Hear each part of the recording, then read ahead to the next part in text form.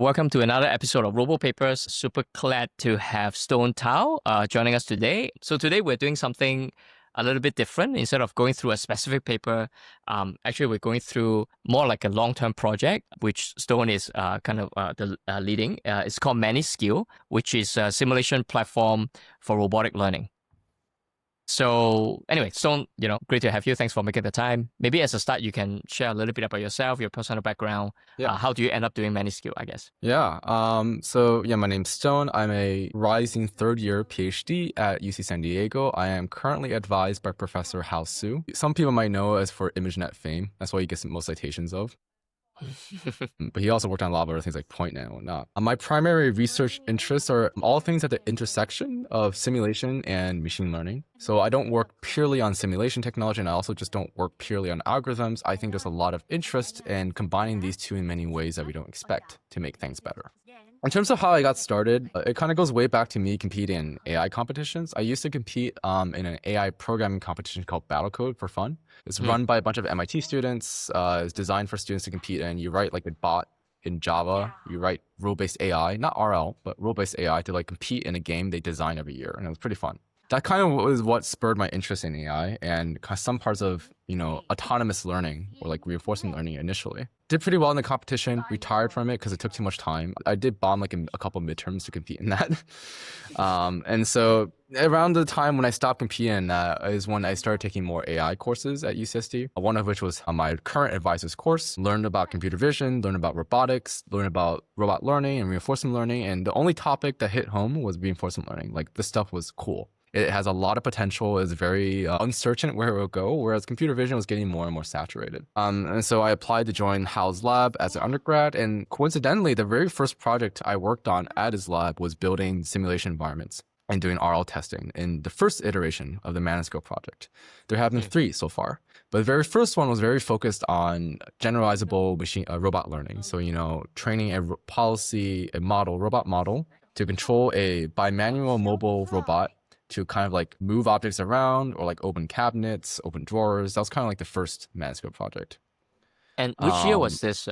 You mentioned so ManiSkill 1 was like around 2021. Yeah. Can you talk about why you guys decided to like build your own simulator in the first place? Like as opposed to there were other simulators around then. I think I can only hypothesize because I don't actually know the true reason. I was just an undergrad at the time. But you can look at some of the motivation for the original paper that ManiSkill 1 was built on, which is called Sapien.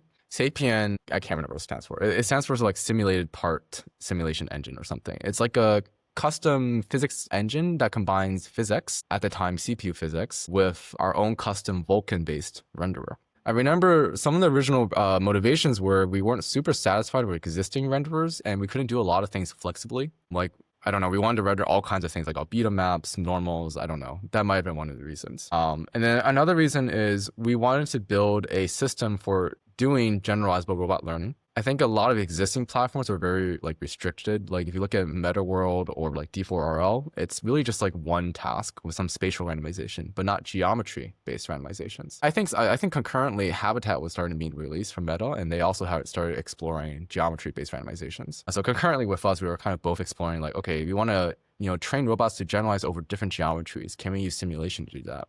And the answer is partially yes. We didn't really do much sim to real on ManiSkill 1. We only started doing it more on ManiSkill 2 and 3. But it was part of our journey exploring the simulation space and like seeing like how can we improve on things. And so part of the design of the Sapien engine, which powers ManiSkill, which is based on physics and Vulkan, was designing software that's very amenable for supporting heterogeneous simulation. And what does that mean? That means like, each parallel environment or each environment can randomize geometry, randomize the articulated objects, articulations being like cabinets, fridges, things that can move with joints. And so that was kind of the big focus of that. I'm trying to tackle those kind of problems. A little bit niche at the time. Yeah, and then actually ManiSkill 1 had a competition associated with it. We did it in collaboration with some people from Sergey's lab, if I remember correctly, that run decently well.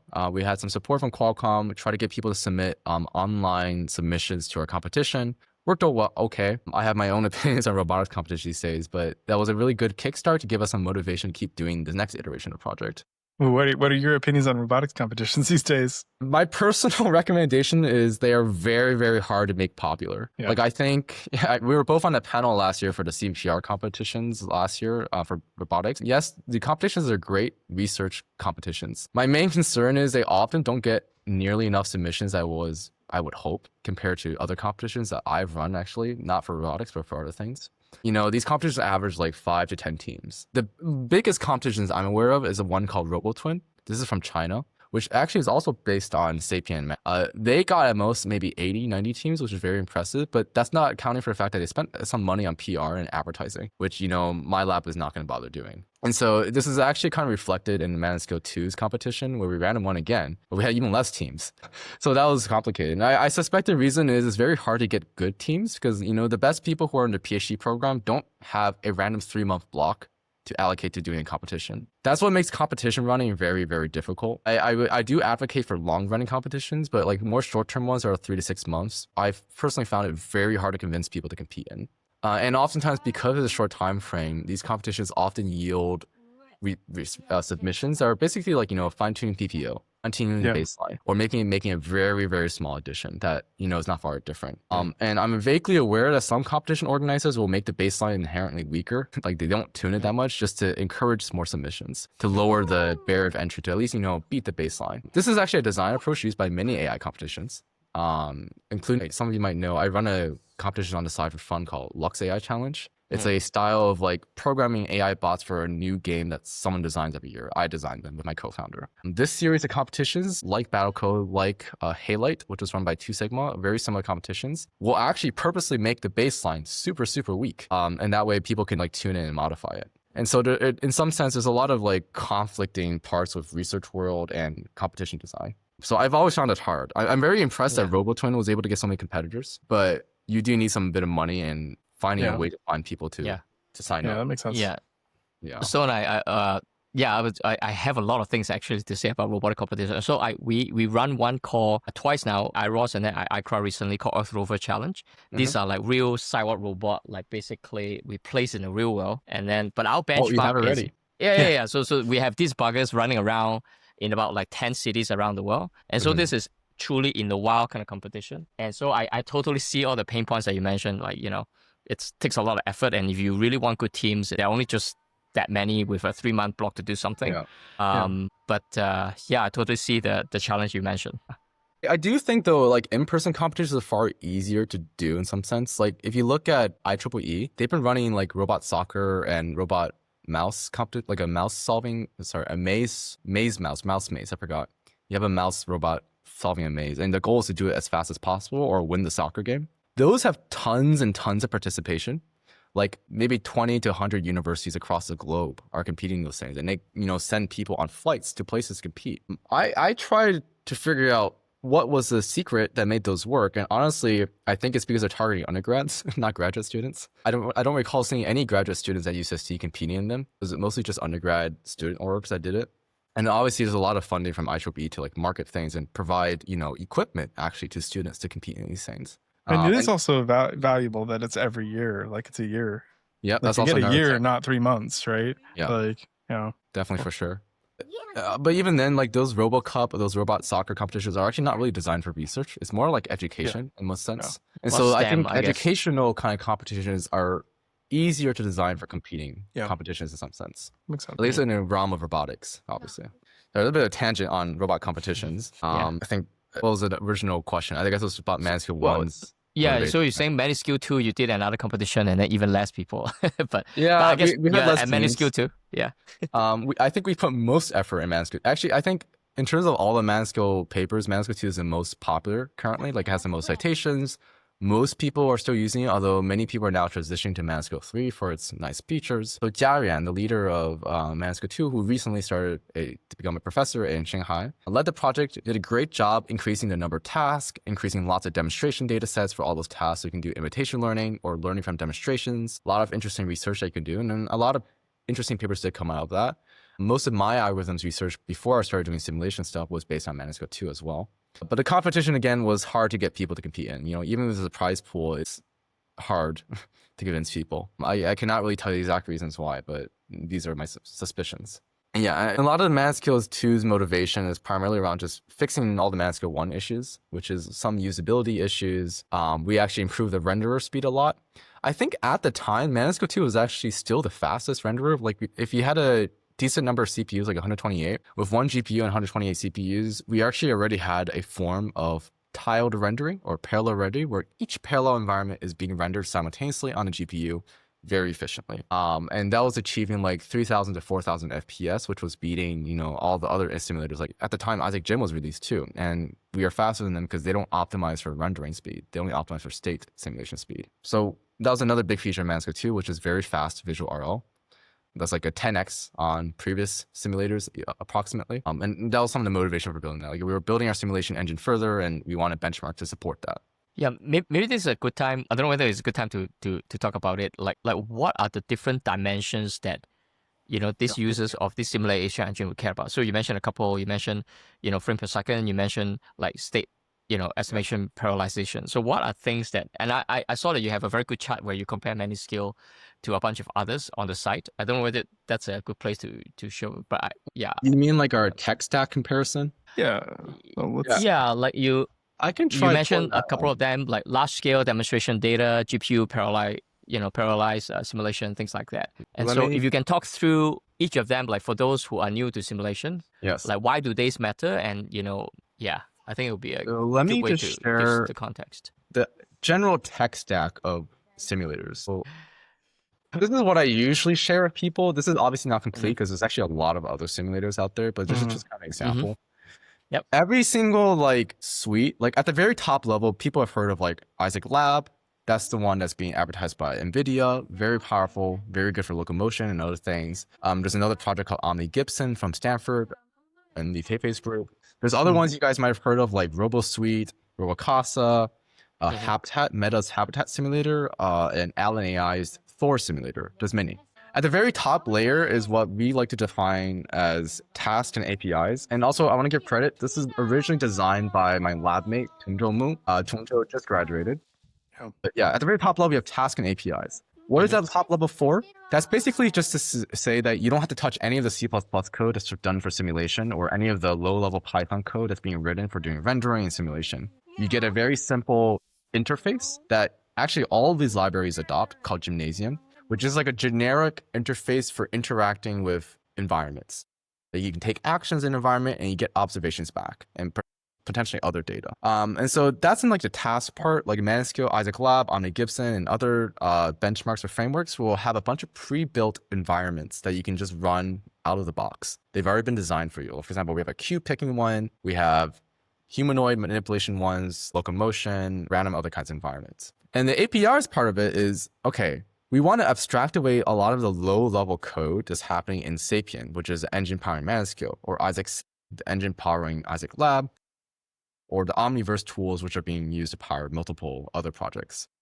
And because we don't want people to deal with like tensor indexing, we don't want them to deal with memory allocation. There's a lot of messy things. And so we give them easy APIs to use, right? Every single benchmark has to think about API design. So these include APIs for like how to add objects into an environment, right? If I want to build my own environment, let's say I want to create an environment where I have a desktop table and a computer on it, and a robot to open the computer. I have code and APIs designed to add objects into the scene, add lighting, add cameras to the scene, add different kinds of sensors, change the simulation parameters, such as, you know, you can simulate it faster, slower, or at different resolutions of accuracy. And also define things like reward functions, which are very useful for reinforcement learning, or maybe even modify the observation information for state-based reinforcement learning. And so that's kind of like task and APIs level. I work primarily at that layer and a little bit in the Sapien layer. The other part of the simulation tech stack is assets. A lot of robotic simulation is empty because if you can't see anything, right, you need assets, you need objects, you need both visual and collision meshes. And for those who might not be aware, I have a great explainer for what these meshes are. I actually purposely wrote a section on our documentation, just doing a quick 101 on simulation robotics. And this is what I mean by collision mesh and visual meshes. You'll actually, in the simulation world, you know, the visual mesh and collision mesh don't have to align. The visual mesh is what you see in the camera. The collision mesh is what the physics engine uses to decide how does a, you know, robot or object behave in the real world. Oftentimes they don't align. This particular mesh is used by Isaac Lab that we copied over, and it's clearly very, very different. And I could talk about optimizations we make around that later. But yeah, that's like the asset layer, right? Designing and modeling robots, modeling objects. Right below that is in the simulation framework, right? You need a framework to then, combine different technologies together, like the renderer and the physics engine. And that's essentially what like Isaac Sim is doing and Sapien is doing in many ways. Both Isaac Sim and the Sapien are both using the physics engine, which is a physics engine developed by NVIDIA currently, which also has a CPU and GPU variant. I can talk about parallel simulation later. And they also have their own custom renderers. I don't know what Isaac uses for rendering. I suspect also Vulkan-based, but Sapiens is a Vulkan-based renderer. And then I don't remember how to explain Vulkan, but Vulkan is just like a layer above the CUDA or low-level GPU code to render triangles and shapes and images extremely fast. And so the simulation framework wraps that together. And then at the lowest level, we have the code that's touching the direct GPU memory in many ways, right? We have the renderer and the physics engine itself, right? The renderer is for capturing images to show you what's happening, or if you want to do visual robot learning. And the physics engine is just dictating where things move if they collide with each other, right? Or how does your action at the task and API layer correspond to robot movement. And so that's like a kind of high-level overview of like simulation tech stacks. And other simulators will have very different ways of organizing things. Like Sapien covers the middle 3 layers. Simulators like Mujoko have a renderer and physics engine kind of together. Mujoko defines the physics engine and also has OpenGL-based code, if I remember correctly, for the renderer. And for tasking APIs, projects like Mujoko Playground will be kind of equivalent to ManiSkill. Yeah, so that's kind of like a quick overview of simulation tech stacks. Yeah, I feel like one thing that's always impressed me about ManiSkill in particular, other than the speed, which you already covered, was the APIs. So it was nice that, like, you were mentioning that you thought that this was like, well, a necessary part, but arguably I've used a lot of these simulators and a lot of people do not put much effort into building good APIs or making it easy to design new tasks, like particularly the ones that didn't make the cut onto this figure, I think. Yeah. I mean, I think it's a mix of how long the project has been going on. Like a lot of simulation benchmarks are released for research purposes, but only last for like 3 months, 6 months. There's not much incentive for those users, people to like continuously maintain and improve the API. ManiSkill's API has gone over like 2 rewrites from ManiSkill 1, which was horrible to use, ManiSkill 2, which was slightly better, but had very poor documentation. And finally, the ManiSkill 3, which has a lot more documentation. I've painstakingly written a lot of it with the help of ChatGPT. And also a lot of redesign on some of the APIs to make GPU simulation easier to write in particular. The CPU simulation API is kind of similar, but we find at least the old Isaac Lab and the old Isaac Gym, they've improved a lot since. A lot of unreasonable API decisions that could have been better that we try to fix. I could show one example. This is not reflective of Isaac anymore, but this was what happened when we wrote the paper initially. This is just a comparison of a high-level review of the old APIs of Isaac compared to ManiSkill's current API. See if I can zoom in a little bit. So what we're doing here, just as a kind of example, is we want to take an articulated object, right? Articulated objects composed of many joints. Each joint has like an angle value determining how open it is. So we have a cabinet in each of these frameworks, Isaac Lab, Isaac Gym, which is much older, and then ManiSkill3. And then all we want to do as an example task is to get the joint angle of one of the links. And that's basically it. And we also want to get the position of the handle on the link. And so the code is much simpler generally in ManiSkill. And even if you remove the comments I write for Isaac Gym M's and Isaac Lab, those are still longer. The other thing is our API is much more object-oriented and in some sense semantic. You will notice that the old Isaac Gym M's has a lot of code that has like magic numbers. Like if you see like there's a -1 here and 13, where's that 13 from? You have to know something about the robot itself to know what that 13 value is from. A bunch of other kind of magical numbers that are hard to explain. And you have to do some kind of like tensor indexing, right? This is what I like to call a tensor indexing nightmare. Right? This is why people don't writing batch code, and this is why people have gone over to Jack sometimes. Writing batch code is super annoying. You have to deal with batch size, you have to deal with batch operations, and you have to do with indexing. So Isaac Gym had a lot of indexing you had to do. If you were a proficient programmer, no issue. If you aren't, hard to read. Whereas ManiSkill makes a lot of improvements where we do a lot of things object-oriented. There's like a physical cabinet object that you can use to access whatever joints you want, whatever links you want by finding them by string IDs, which is far easier to do.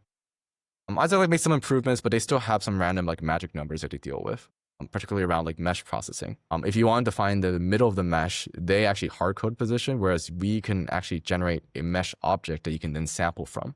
That's just like an example. And then just like other small things, this is like another very small one. I think Isaac Lab has already fixed this actually, where if you want to do like pose transformations, which is a pain, pose transformations in ManiSkill are chainable, whereas in Isaac Lab, you have to do method chaining on the right, which is much harder to read.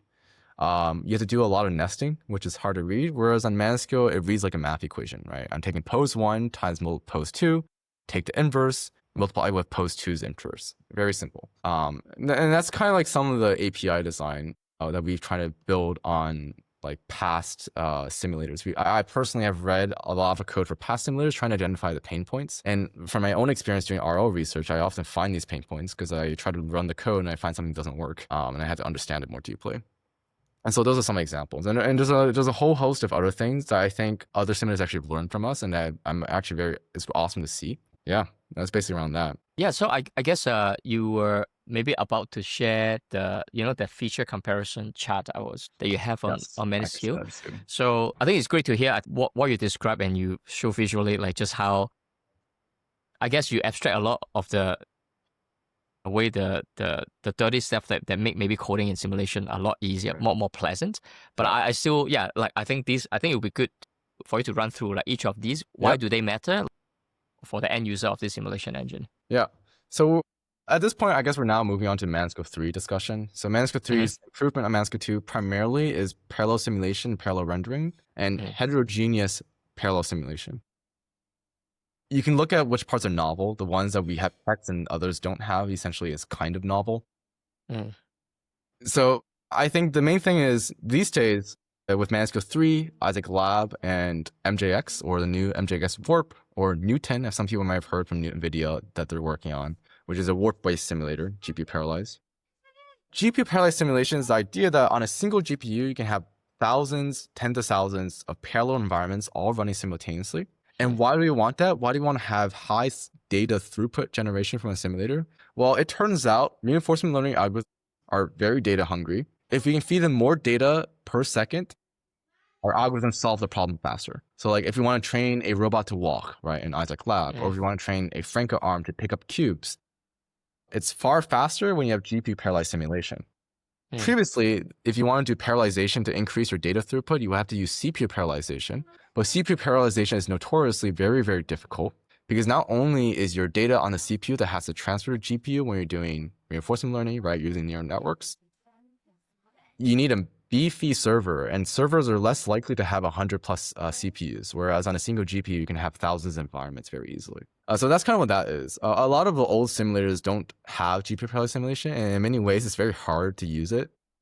We directly use the physics binaries, and so we kind of like engineered it based on the physics documentation and code to make it as efficient as we can. Other people often have to build on top of Isaac Lab or Isaac Sim, or build on top of MJX when you start getting more overhead. And the second really big feature, and it's one of the biggest things that we released, I would say ManiSkill3 is the first one to have a more production-ready parallel renderer. There were some small projects from NVIDIA that did do parallel rendering before us. They did like, well, they call it tiled rendering. They did parallel rendering of like carpool or like ant environments, but those weren't really usable at the time, and they didn't have a general purpose one. What GPU parallelized rendering is like exactly the same thing, where we're going to have each of these thousands of environments all be rendering at the same time. And what are we rendering? We're essentially rendering camera images, right? Like maybe a 128 by 128 by 3 RGB image in each parallel environment. And why this is important is this unlocks a new scale of data throughput for visual robot learning, right? Previous simulators are often at a scale of like 30 FPS or like 300 FPS approximately at max. And it's because they don't have, optimized rendering that is directly connected to the GPU simulation, right? There's no device transfer now. And so we achieve like anywhere from like 10,000 to like 40,000 frames per second, which is 10 to 1,000 times faster compared to other simulators, depending on which ones you check. Some of them really do only render at 30 FPS. Some of them render at 300. We've made massive improvements on the rendering speed, and Isaac Lab followed suit. We released ours last year, and then they released theirs about 6 months ago. And funny enough, all of the major simulators have parallel rendering now. Mujoko has also released a parallel renderer in the form of called MJX Madrona. which is based on a simulator called Madrona, which is separate. And they released it about 3 months ago. So everyone's doing the same thing now. So that's I guess concretely, basically, this parallelization allows you to nearly 1x what you used to be able to do with the same level of hardware. 10 to 1,000x. It depends on who you're comparing against. There are some simulators that were really slow. We ported over some of those scenes. If I remember correctly, I think Robotics on their paper, their FPS is like 40 or 50 FPS. It's quite slow. And if you use some really old simulators, like RLBench or AI2 Thor, it's even slower. And so with that massive throughput, you can do a lot of things like domain randomization, like at new scales. Like, for example, these are just like 2 environments. There's a push T environment, a very famous environment now, and there's like a cube stacking one. I actually have like 1,024 environments being run in parallel. I'm just showing 4 of them. Each one of them has like different colors or different camera positions. So you can actually like train your policy to generalize across these variations. And later on, I'll show one of our demos, our sim-to-real demo, which leverages this feature very well to do 0-shot sim-to-real. Got it. Yeah. The third feature that I'll mention that's a little bit more niche, I think most people don't actually really need it entirely, is called heterogeneous GPU parallel simulation. What is this referring to is essentially like in each parallel environment, we are allowed to support a different number of objects, articulations with different degrees of freedom, like they have a different number of joints simultaneously in parallel. We have one common task we often show to kind of show off this feature, which is this environment. This is actually ported over from ManiSkill3. In fact, this is one of the original tasks we built. We've now upgraded it to GPU simulation and parallel rendering, and it solves like 10 to 50 times faster now. And what's unique about this is I think currently Isaac Sim or Gym or Lab still doesn't quite support this. And maybe they'll add it in the future, but they don't support having like heterogeneous simulation where every cabinet that we're trying to open with a robot is completely different, right? There's different textures, there's different shapes, there's different collision meshes, visual meshes, and there's a different number of joints each.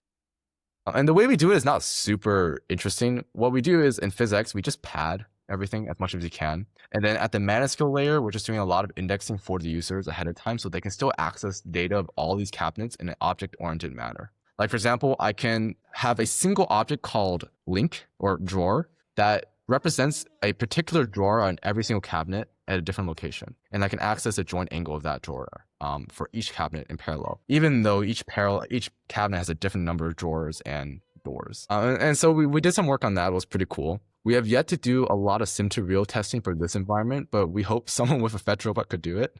Those are unfortunately discontinued, but I know one lab at UCSD has one, so maybe we'll work with them. So that's what I mean by heterogeneous simulation. And on the right, there's another example. Each of these tabletops have different objects sampled and a different number of objects sampled per tabletop. So this is like a clutter picking task that's actually quite difficult to do from vision. And each one has a different number of objects. And so this is more ways to kind of really robustly test your model when you're doing training to have a lot more variation than you can usually do in previous GPU simulations. So that's heterogeneous simulation. And I think the main claims to fame for ManiSkill3 is really like the simpler API, parallel rendering, and heterogeneous GPU simulation. Most of the other aspects are things that we had before or other people have, and it's not so interesting, but I'll quickly go over them. Some benchmarks include demonstration data, like pre-collected demonstration data so that people can do imitation learning research or RL learning from demonstrations research. I think this is false now. I'm pretty sure Isaac Lab has demonstration data sets now. Previously did not. But a lot of these benchmarks don't have it, so you can only do certain kinds of research if you don't have that data. So are these like teleop human doing stuff in your simulation environment and ask them to do some task? Well, we have a mix. We have multiple tools for collecting data. The most common tool we use that's the most scalable is motion planning. What is motion planning? Motion planning is like an open loop way to control robots where you define a sequence of key points and you have the robot follow them. So for example, if I want to pick up a cube, I would define a key points of like pick up the cube to drop or something, right? And you will generate like 1,000 or 10,000 demonstrations. We also provide teleop tools to collect things by hand. We're much slower, so we don't really do that much. Yeah, and if I recall correctly, RLBench also does motion planning base. We were inspired by them to do the same solution. Realistic object physics, this one is variable. Different simulators have different levels of precision, to be honest. Like if you're comparing Mujoko and PhysX, just different levels of realism. But in general, we put X for Habitat and AI2 because they don't support low-level physics. What happens for them is that if your robot touches an object, the object attaches to the robot. So you don't actually have to graph the object. That's what we're comparing. A photorealistic rendering, this one is iffy to be honest, but this is just checking if these simulators support ray tracing, which is a form of realistic rendering. Room scale scenes is just scene data sets. We have a Robocasa dataset actually. We also have Habitat's dataset and AI2's dataset in our benchmark. Visual RL baselines, basically very few have these because the renderer is too slow in some of these benchmarks. And even if they do have these baselines like Habitat and AI2 Thor, they run too slowly. So the only fast ones really run are ASIC Lab and ManiSkill3. And the other ones, I guess I can encourage readers just to read about them. For the sake of time, there's like too many things to explain. But sorry, Stone, can I ask you about the so-called realistic object physics, right? So, some of these like mechanical system in the real world sometimes have extremely sensitive to initial conditions. So let's say if I were to drop a pen on the table, like where the pen will land depends heavily on the initial condition. So when you say realistic object, is it like sensitive to the extent? Or there are definitely many real world phenomena that we cannot simulate. Like for one, soft body simulation currently is pretty weak. I mean, we have warp-based soft body sims that are really cool and powerful. But like in terms of accuracy, it's very, very hard to model real world cloth, real world deformables very accurately. We're almost always approximating things. For rigid body simulation, which is the main focus of ManiSkill3, and that's what we kind of parallelize a lot, it's much more accurate enough that we can do sim to real, and I would love to show the sim to real demo later.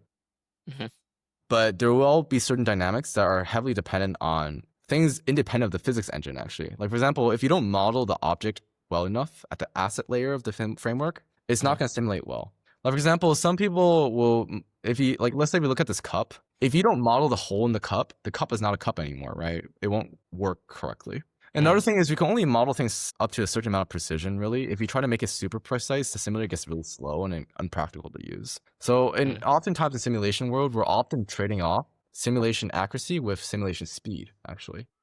You often never get faster speed and accuracy.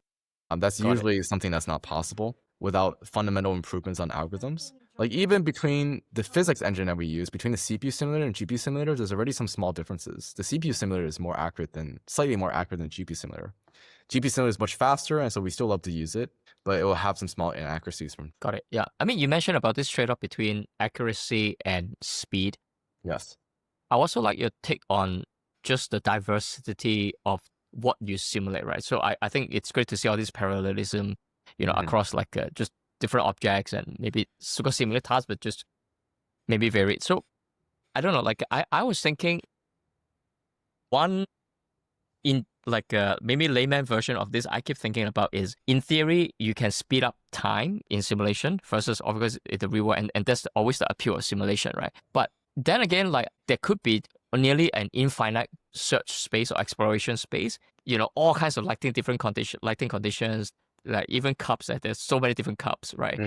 So I wonder like how do the practitioner actually do it right now in order to make it somewhat tractable, so that let's say the stuff that you collect in simulation is kind of representative of the actual distribution of things that you may observe in the real world. You know what I mean? Like it feel like if I were to let's say use simulation to get a robot arm to fry an egg, I can literally think of almost nearly an infinite way to simulate that. Yep.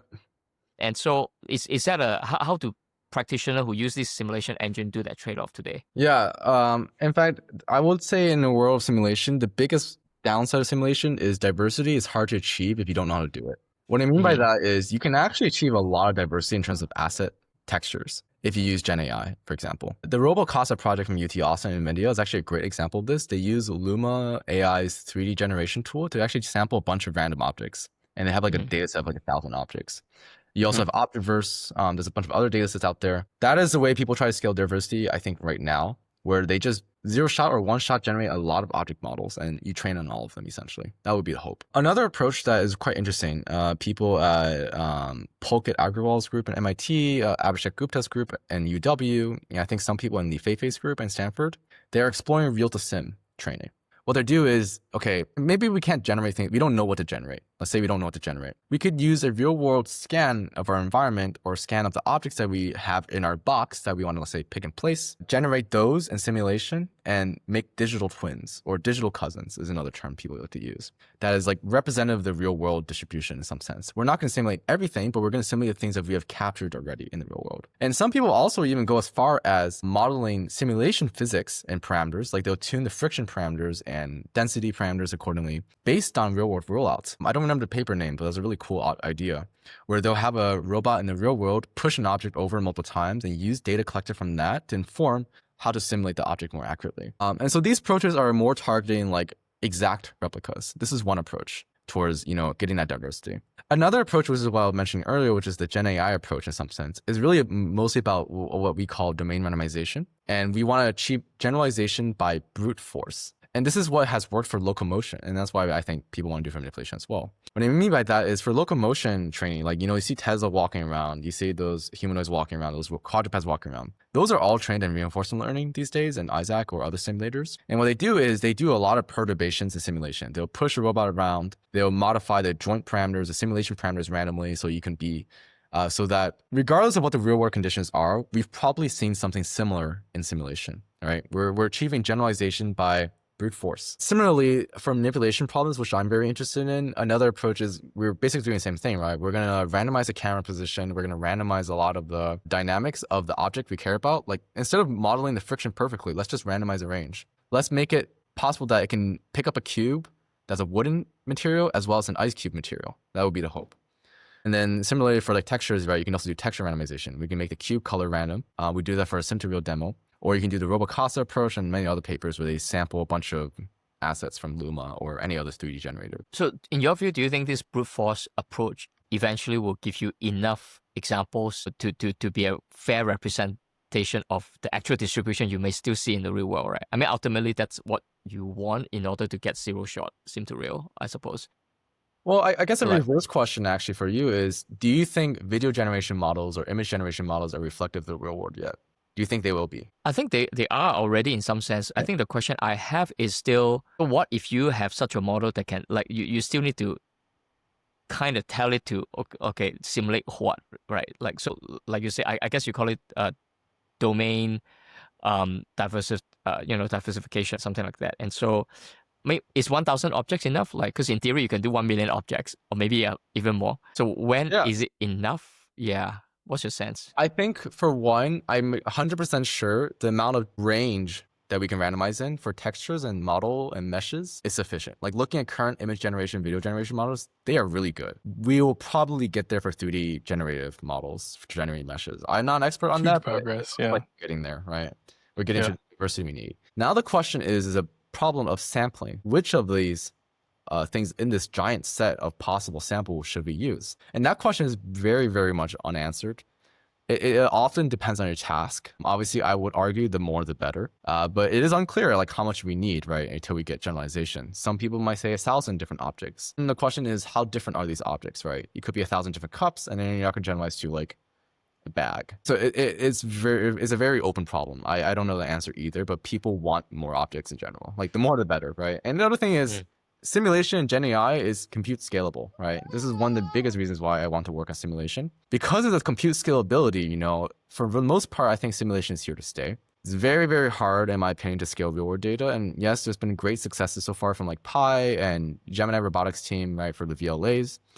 But there are still limitations to those, right? The success rate or reliability might not be high enough. And we hope that simulation is what's going to bridge that gap of reliability, going from 10%, 50% to like 5 nines. Yeah. And the simulation has like really clear wins in a few areas, right? Like locomotion, like a locomotion in particular. And to a lesser extent, it's doing very well in things like grasping. But like, there's still plenty of spaces where it feels like sim to real is not quite there. Like, particularly when it comes to like semantics. Like, what do you think about that? Like, I guess part of the answer is Gen AI, like creating assets to specific tasks and so on. I think sim to real manipulation is definitely very, very far away from being solved. Traditionally, people actually have relied on depth sensors because simulation depth images look very similar to real world depth. People recently are trying RGB now, like my lab as well as NVIDIA and the Mojoko team, where they use parallel RGB rendering rendering and do domain randomization to get sim to real manipulation. We're very early stages. And actually, in fact, the last 3 months or last half year has been the first time we've ever been able to train models so fast with large scale randomization to do 0-shot sim to real from RGB images. Previously, it was often depth images or very, very slow training. It does seem like stereo and also is doing really well. Like we'll talk to Dextra next week, I think, about that. Yeah, they are using stereo vision and it's helped improve the success rate a little bit. Our sim to real demo as well as Mujoko's sim to real demo is actually just 0-shot one camera, but all are possible. Yeah, there's a lot of open problems, like for sure. We don't know how much diversity we need. And I think in terms of sim to real, the biggest gap primarily is still visuals for rigid body. For soft body or deformable manipulation, it's physics and visuals. But for rigid body, I will say primarily it's a visual problem. How can we randomize? The question is like, I mean, we're still exploring right now. Now that we have GPU parallelized rendering, right, what should we be randomizing? How much should we be randomizing? Like, for example, I could randomize a camera everywhere instead of just within plus or minus 5 centimeters. Who knows, right? I think with the release of our parallel renderer and NVIDIA's parallel renderer and Mujoko's, now we've actually opened a very new avenue of research that previously would have taken hours or days to train. Yeah, I guess in some ways it's a good problem to have, but it strikes me that maybe the bottleneck towards using tools like ManiSkill3 and all these updates to parallelization to the other engines as well is who is the researcher who is going to dictate what to simulate, because now you can simulate so much, because otherwise you could waste compute if you end up having a diversity that actually doesn't matter in the real world, and then you miss all the diversity that actually you really need to do it. So and it seems to me it's very hard for anyone to, it's almost like you kind of have to feel the simulation AGI or whatever you call it. It's a gut feel, and there's a very, very few people in the world, in my, like, I don't know, it's just my guess, that actually know how to feel it. Yeah, I will say there's very few teams in the world that actually understand simulation deeply. I would say like my lab, NVIDIA's physics team, Mujoko's physics team, and a handful of startups around the world understand simulation at the physics engine layer and renderer layer. There are more people who can build environments on there like me, but that's also quite rare, right? People don't teach simulation in school. They teach machine learning. So imitation learning is so easy. Explosion and growth for like the robot support for imitation learning and Hugging Face is because everyone learns machine learning and supervised learning. So, using those PyTorch tools and MSE loss function or whatever is pretty easy to understand. Simulation, on the other hand, is actually a graphics problem in many sense. You have to understand how to model things. You have to understand why things don't work. Like I learned Blender to build ManiSkill3. I actually had to learn that. I remodeled certain meshes. I actually helped the Hugging Face team model some of their gripper meshes to be convex so you can simulate them properly. But that took like a year and a half of me just learning that. I've been working on this for a year and a half now, ManiSkill3. And I'm very grateful for my co-author, Fanbol, who's now at Hillbot full-time, my advisor startup. He taught me a lot of the trade on simulation tools. I mean, he is the creator of the Sapient engine as well. Yeah. So while we in theory the compute can continue to scale, we need to also scale people like you, Stone, who actually we need more now with all this powerful tool, how to, otherwise you'll be like, wasting GPU, if a fella don't know what he's doing. I feel like the right answer to this is if we can make sim to real work super seamlessly, better than before, we'll get more people on board. Everyone is studying imitation learning now, but we can get some people to study simulation and reinforcement learning more often, right? And that's really dependent on the real world successes, right? There's going to be like, top down trickle effects essentially that we want to help. Yeah, maybe this is a good segue for you to show some of these videos that you have, like actual sim to real. I guess I can talk more features about ManiSkill3. Oh yeah, sure. One of the other things that support that sim to real demo that I'll show in a second is primarily that we optimize a lot for memory, actually. And this is actually part of my interest in like intersection of machine learning and simulation research. I often find that for reinforcement learning, especially visual reinforcement learning, GPU memory is like gold. You want to use as little of it as possible in a simulator. And so I think currently still we have the most efficient memory usage of all the parallel renderers, I think. Like we use like 2 to 3 times like less than Isaac. And so you can actually run all these experiments on one GPU on Google Colab even. Maybe how do you achieve that? It's just a lot of engineering design on the Sapient engine itself. Actually, one of the things we did is we stripped out a lot of the unnecessary features of a renderer. So we have like different shader options. One of the shader options is called minimal. Only renders like very, very basic RGB and depth. It looks like this. It doesn't look realistic at all. Like there's no shadows. It's just images. Oh, this one has shadows. Wait, you're not sharing. Are you trying to share something? Yeah, I gotta share again. It's like very, very basic RGB and depth. We're not rendering albedo or normals or anything our old renderer used to do, and that saved a lot of memory. Otherwise, it's a lot of engineering tricks on the Vulkan side to like just save it in general. It's like this is like the renderer we're using. There's like no shadows. It's very minimal. And this is quite different from the approach that Isaac Lab is doing. I think Isaac Lab by default has ray tracing enabled for the parallel render. And so they have I suspect that's why they have a much higher memory usage than us. So they look slightly more realistic, but slower rendering. And so one of the cool things this enables is that, actually during the Robot Hackathon, people have trained our Sim to Real demo. They followed a tutorial for doing Sim to Real. I'm gonna go find the video. Give me a second. Do you see this video of the robot? Yeah, so this is the SO100 robot designed by the Robot Studio in Hugging Face. That's like $100, very cheap. Actually quite hard to do Sim to Real on because the joints are very inaccurate. So during the Robot Hackathon, people will actually use our simulator, train it in Google Colab for about a couple hours on a pretty weak T4 GPU and get Sim to Real transfer success. The example I'm showing here is trained on a 4090 for 1 hour using highly randomized visual randomizations in ManiSkill3, and we get like 0-shot Sim to Real deployment. And this is just an example of a cube picking policy. You also, I assume, have to do like dynamics randomization to handle the slop in the joints. Yeah. We do randomizations on the joints. We do randomizations on the cube friction and the cube size. So I test on the same cube here twice, but it actually generalizes to different colors of cubes, different shapes of cubes, and also has a very large spatial randomization. So I actually randomize the error about like 30 by 30 centimeters. And why we're so interested in that, because compute is scalable in simulation. I don't need to collect demonstration data to do this. Demonstration data will help. But the larger the randomization area, the more demonstration data you need. So this is one of the main advantages for simulation. Obviously, the caveat is you have to model this thing in simulation a little bit. Modeling robots and objects is kind of hard, but once you do model it, you can get very fast, I'll say, manipulation behaviors. I say if you do imitation learning on this, it will probably take much longer to actually solve the task.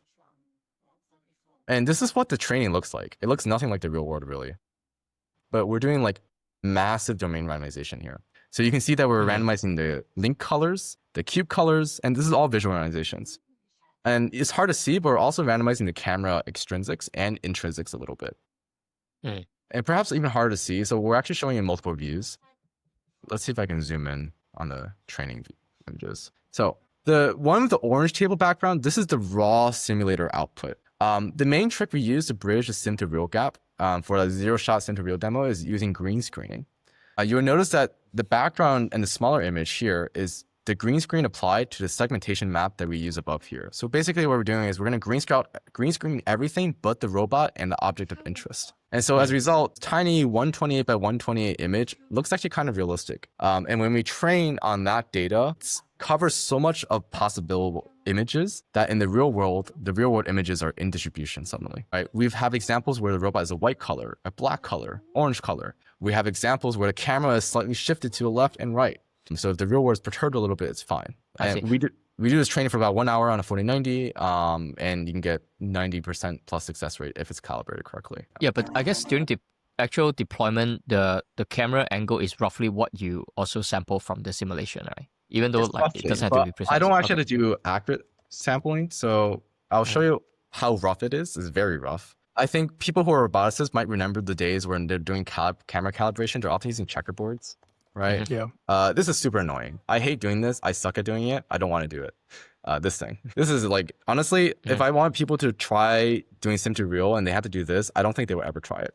So what we do is we make a very simple tool where we simply ask a user to position the real world camera to line up with the simulation one. And what we do is we show them an image with both the images aligned up together. So this is the real world image on top of the simulation image. And all we ask is that you get it approximately lined up. And this is how well lined up it is. It actually has a lot of error.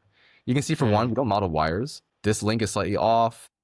This back part is slightly off, right? There's like some amount of error. But it's perfectly fine because, in simulation, we're doing large scale randomization and we're randomizing things that we just can't estimate in the real world easily. And so as a result, it's quite easy to do the sim to real setup. It takes like 2 to 3 hours to do entirely. My camera calibration time takes like 2 minutes. I will quite literally, and I did this at RSS2, I brought the camera out, put it on the ground, moved it around for 2 minutes until it looked approximately correct. And here's another example. Like it's very far off, but it's fine because we're doing large scale simulation and large scale visual simulation to cover all these randomizations essentially. And so this 1 hour in 4090, roughly how many?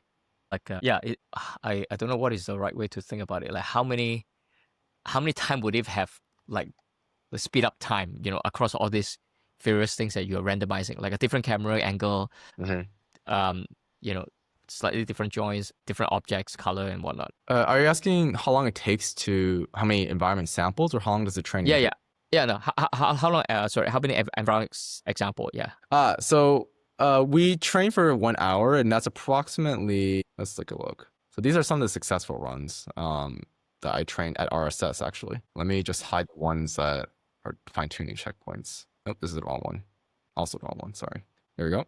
So we're roughly like collecting almost like so the policy starts getting like 90% success rate at around like the 35 to 40 return mark on the reinforcement learning training. And that's about 40 million samples in simulation. So on average, from my multiple runs and testing, I would often collect about 25 to 50 million samples in simulation before I deploy it successfully with pretty high success rate. So that's like, and also at every time step, we are randomizing a lot of things. So you can imagine it's about like several millions of different color variations, small differences essentially. Yeah, on order of millions. Okay. Yeah, I think that's a great number to just for layman like myself to think about it. Like, I mean, this is like as if you did the whole thing 50 million times. Yeah. Other different scenarios. I will Obviously, argue though, my own experimentation, you don't need to randomize that much actually.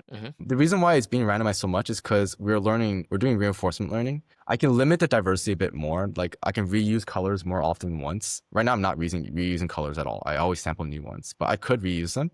And I think the performance will do fine. The reason why we collect so many samples is because RL has to learn from trial and error. So it spends a lot of time just learning that essentially. Yeah. But a million is a good mark. A million is a good number. More doesn't hurt.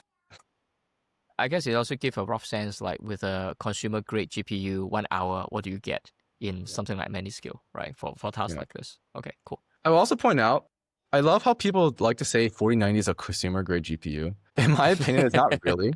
Because the other thing I want to know is that 4090 is the best GPU for simulation, actually.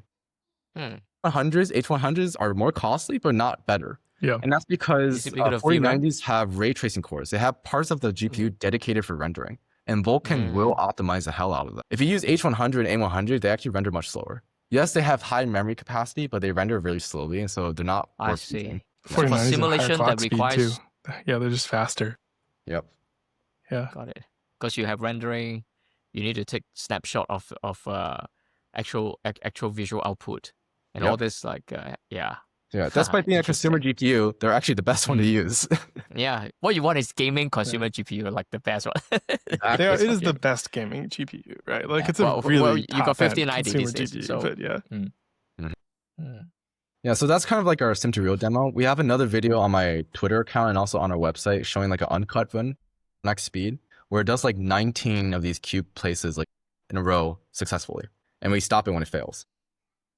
So this has pretty decent reliability.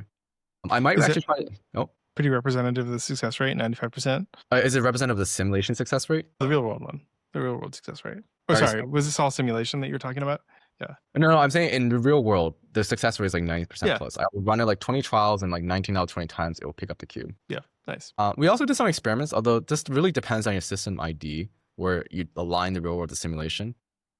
On our previous setup with the Koch arms, which is like an older version of the Hugging Face low-cost arms, let me see if I can find it.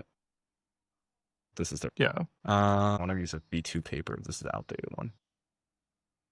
Let's see. We actually try to check the simulation and real world success rates and see if they're similar, and they actually are kind of similar for a very basic task. That's interesting. Yeah, the basic task, the same cube task. Oh yeah, graph lift and return. We check 2 successes. We check an intermediate success rate where it graphs the cube, and then we check whether or not it lifts the cube up and returns it to like a predefined rest position. And the simulation success rate and real world success rate are pretty well aligned actually.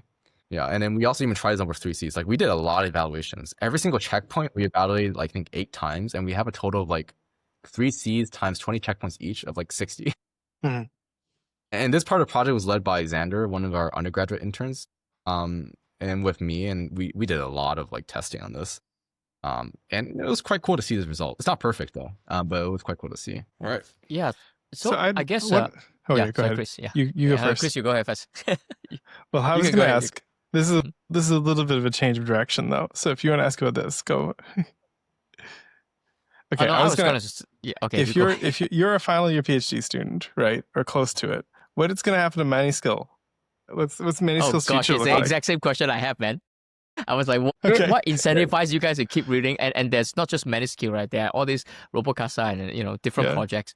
Like it seems to me there's a diversity of like tools and what motivates teams to do this.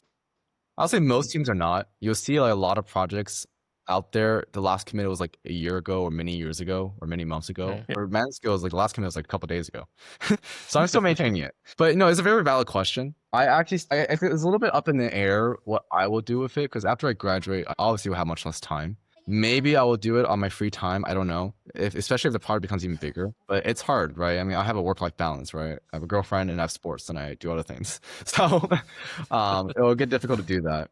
I will say one thing that at least during my PhD that motivates me to do it is kind of based on my advisor's advice to me when I first started. His advice to me was to very much focus on aiming to not only do good work, but become the number one or top 3 people think about when they think about your research area. And that's kind of what I'm aiming for. Like I'm thinking like if anyone thinks simulation and reinforcement learning, I hope they think of me. And I guess the fact I'm on a podcast maybe is working a little bit. I've reached the No, for sure, podcast man. levels of fame. So that's kind of one of my motivations for maintaining a long-term project. I've personally felt like when I maintain a project so long, I increase the quality of it. Yes, I'm publishing less papers, which is kind of antithetical to a PhD to some extent. And I'm making improvements on the paper that I'm not submitting. Actually, I've added a lot of things to ManiSkill since the original research submission, since our original release. But amount of motivation is that to become someone that's recognized as an expert, you want people to be using your code. You want people to be asking you for help whenever there's a bug. Not that I purposely leave bugs in the code for people to ask questions about, but I'm often responding to issues. I'm often the first people see when they use our project.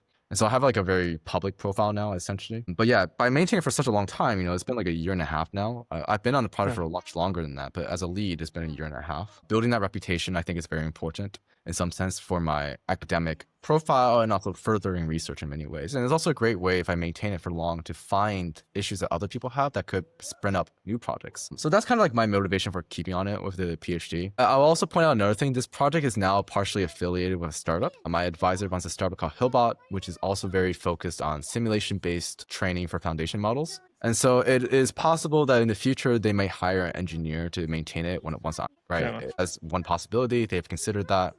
We haven't done it yet. We do have a simulation team at Hillbot that is maintaining the underlying engine, at least. So the public version and the company's internal version is being maintained by the sim team. The ManiSkill part is only being maintained by me at the moment, or primarily by me. There are other people who help out. We've also reached a stage of open source where people that I don't know personally have been contributing PRs, which is great. That's nice, yeah. Self-sustaining. Hopefully it reaches that point where it's actually self-sustaining, but yeah, let's... We'll see. Yeah, we'll see. Yeah, I think it's such a incredible thing you guys are doing. Like it's, I mean, simulation is going to be a very, very, very big part of like embodied AI. Yep. And I'm glad the folks like you are betting on simulation. You can't everyone just go and do teleop because teleop works for now. And then if everyone just do teleop, then only the big boys who have the resources to teleop can do it, get a big warehouse and do it. I think it leveled the even playing field a lot, especially with all these APIs that you're making it. I mean, just looking at the lines of code, it's just so much shorter than the one, let's say, from Isaac. I'm surprised though. Like I would have thought that NVIDIA will make the best out of it. But anyway. We're doing more for sure. It's a lot better than our paper. Our paper was like released 6 months ago. So in that time, they've improved a lot, actually. Got it. Yeah. I will also add another thing. Another reason why I'm very interested in simulation is also for robotics evals. I actually, I have no idea if simulation data is ever going to be used for training. But at minimum, a lot of companies these days who are doing VLAs, they need a way to scalably evaluate their models. Currently, video generation models are not accurate enough, and then simulation has already been used for evaluation. We did a project in my lab with Google last year, investigating this exactly, and it's one of the most commonly benchmarked environments now, called Simpler. I have some interest in making it bigger, but I think at least it's there to stay for evaluation purposes. Right? That's another interesting viewpoint I have for simulation research. Yeah, I think simulation my own take is that it will be used for both like data generation and also eval. Yep. Eval, I don't know. I kind of feel that you definitely should do eval in simulation, but ultimately you still need to test it in the real world. I mean, this is robotics after all. Yeah, right. You still need to test things, but before you put it out there, eval in simulation. Yeah, sort of when it fails, it's fine, right? And yep, definitely. Yeah. Yeah, one last question I have. All right. Mm. So we're talking about sim-to-real, domain randomization, all this. One thing that I always wonder about these demos is how sensitive are the domain randomization parameters? How much tuning do you have to do to get it to work the first time, right? Like the transfer at your 95%. That's a really good question. I wouldn't know because I think for our Centrigo demo, my undergrad intern, Xander, he was the first one who did it. All I Okay, so know, it's free because it was undergraduate labor, so 0. All right. so I have no idea. I took his parameters and modified Right. a bit more, and it worked Yeah. well for me. I just know vaguely while we were doing the project discussion about the Sim2Real stuff, we initially started with just cube shape and color. We added friction a little bit later. Mhm. And then camera randomizations as well later as well. Definitely, we did notice a very noticeable improvement from doing camera randomizations. My own experiments have shown the same. If I don't do the randomizations, it doesn't work so well, especially because I'm not aligning up the camera perfectly. So that definitely helped quite a bit. But it's also like a bit of an art. Like I think the Dextra RGBH paper is also kind of heuristically defining some domain randomizations, like initial and final conditions, and doing like a schedule between. It's an art, I think. Yeah. I do want to advocate for more people to explore more automatic curriculum learning methods that you like, let's say the value function of the reinforcement learning model to like guide your randomization process. Some automatic ones recently that I remember, they're maybe less principled, like Eureka line of work from the Keyboard Lab, which is Ma. They use language models, right, to decide randomization methods. Or that was Dr. Eureka, I forget which one it was. But similarly, there's a lot of open room to explore around curriculum learning and randomization ranges, right? You want to start from an easy task and then go to harder tasks, or you want to decide, how hard is too hard. That's interesting because this does feel like the big, like, open question to me, and a lot of this is like how hard that is, how like well defined that distribution has to be, and maybe it's possible that there's just some common set that common set of parameters. I assume it does get easier to apply to a new task, so maybe it is just not as big of a deal. Yeah, I hope it becomes like PPO parameters. I think everyone uses very similar hyperparameters. They use the same exactly. They use the same architecture. Maybe it will converge on that. Yeah, makes sense. Yeah, so I guess maybe as a wrap up, do you? I know that you may not work on ManiSkill forever, but if you were to continue like helping out on ManiSkill, let's say for ManiSkill 4, let's say the next one, what kind of improvement would you want to push for, or would you like the community to contribute, like to get it to? That's a great question. It's actually the most popular question I've been given at RSS. During my presentation at RSS, someone in the crowd asked that question. And every time someone's met me that I didn't meet before, that was the first question they asked at times. I think there's two aspects to consider. You can either consider applications or performance. I think applications being like Sim2Real, scaling evals, stuff like that, and performance being like making the simulator faster. I think performance-wise, we are already close to some limit, like in terms of GPU bandwidth in some sense. We're already hitting some limits a little bit. The renderer could be faster for sure. I am aware there's some possible optimizations that we have not done or released. The physics engine, I believe, can be faster as well, particularly because we're using physics' GPU version. It is anticipated that NVIDIA's new Newton simulator or the MJX Warp simulator will be much faster. And I'm very, very excited to help possibly integrate that once it's released. I think their API should be similar. I'm very familiar with them. We definitely want to have Newton as a possible backend. And we trust the NVIDIA team a lot to like make good software. They made PhysX, which is, I think one of the best simulator engines out there. It's very flexible, very stable, which is often the most important part of simulation. So that's kind of one aspect of the performance part, but I think we ourselves don't have much power to do that. I think we are kind of just waiting for NVIDIA to do something better with Newton. And once that's released, I'll probably just add it, but we probably won't release another paper just for that. In terms of actual research, there's kind of two directions. One of them is further pursuing that zero sim-to-real research. Since the sim-to-real demo I showed earlier was zero shot, but I think it's very powerful to try to consider, can we do adding real world demonstrations? Tally up 1 or 2. Instead of 50, click 1.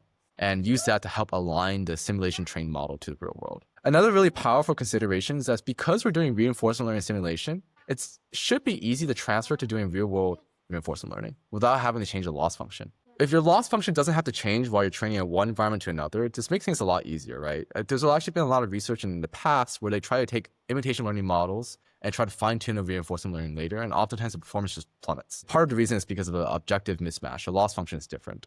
People have tried to fix it recently with different ways. I'm really excited to explore them. There's one called like diffusion PPO, all kinds of PPOs. Sure. But another consideration is, could we just do sim RL and real world RL?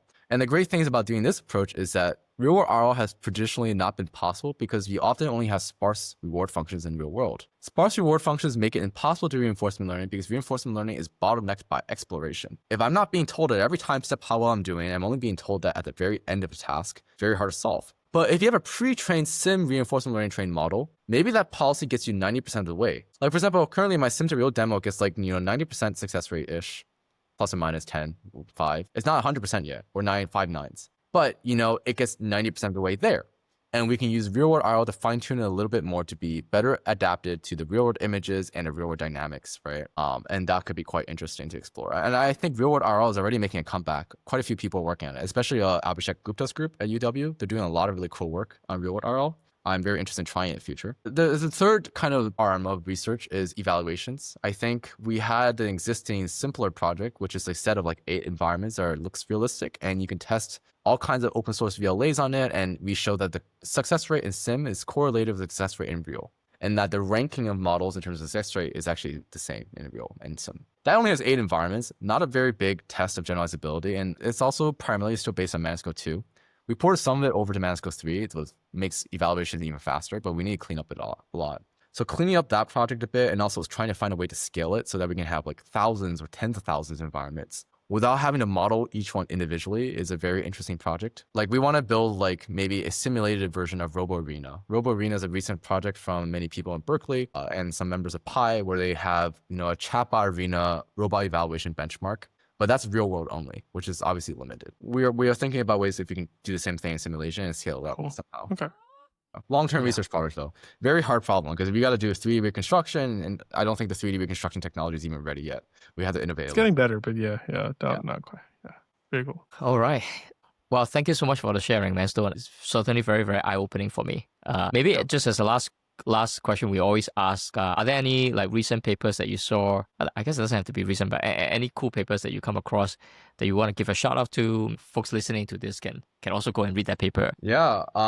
This recent paper just won an award at the OOD workshop, out of distribution data workshop RSS. Is by Jesse Zhang at USC. I don't remember the paper name, but you can search up Jesse Zhang. He has like Rewind, right? He has like a real world language guided RL training system. Yeah, that's a cool one. Cool. I've been looking at launch real world RL stuff. Another pretty cool project that actually builds on R Simulator also won an award at a workshop, which is quite cool. It's called Rosetta from Stanford. Oh yeah, cool. I just saw that they build a digital twin. They do real to sim and sim to real, and they use R Simulator to do a digital twin. Quite cool to see it happen. They do a lot more randomizations than my sim to real demo. Like they literally rotate the camera like 50 degrees. So it was quite cool to see that one and see how they do real to sim. What's like another one that was pretty cool. Yeah, like I think those two were some of the cool ones, like real world RL and real to sim to real were some of the recent ones I've been exploring. Were quite awesome. Cool. Yeah. Thanks. Well, cool. Yeah, this is a lot of fun. It's really cool work that you do on ManiSkill. I'm always impressed. So great. Yeah. All right. Hopefully you can keep building ManiSkill. I think the community will really benefit from it. Clearly, I mean, there are like very good research paper that's built on top of what you built. So, okay, sounds good. I guess, until the next time. Thanks so much for making the time, Stone. All right, thank you. All right, Chris, what have you learned today? It was really nice going through all the different qualities that ManiSkill had. I really like all the thought. I mentioned this during this, but I really like all the thought that Stone and his team have put into making it easy to use and making it accessible and powerful and easy to do domain randomization. Domain randomization is basically a first-class citizen, it seems like, and like they've really considered how to do this heterogeneous simulation so you can get like really diverse environments, and it's all just like very, very well designed to be like the simulator for robot learning, in my opinion. No, I'm always impressed by the stuff that he's able to show. So I don't know. What did you think? Yeah, I mean, honestly, I don't know much about simulation at all. Like just a casual observer. So to hear from him was really eye-opening just now. I would say, like for example, what are the dimensions that matters for a simulation, engine like ManiSkill, right? And it's just a bit mind-boggling to me that to do a good simulation platform like ManiSkill, that's so much part of the stack that he needs to know, all the way from physics engine to the rendering, all the way to the the top level, like, the API exposure, so that things are abstract away, easy to read and code. And it's a non-trivial thing, man. I mean, I'm trying to think, like, how do they done it so consistently? This is the third iteration, right? And so to do it is, I think it's an open source it, right? And so I'm really glad that they're doing all this. Yeah, I hope more people can contribute to the project. So hopefully those who listen to this podcast will want to help out. Yeah. Yeah, So I hope really it does cool. well. Same. Yeah. All right. Okay. Cool. Thanks. I guess until the See you next next one, time. Chris, I'll see you.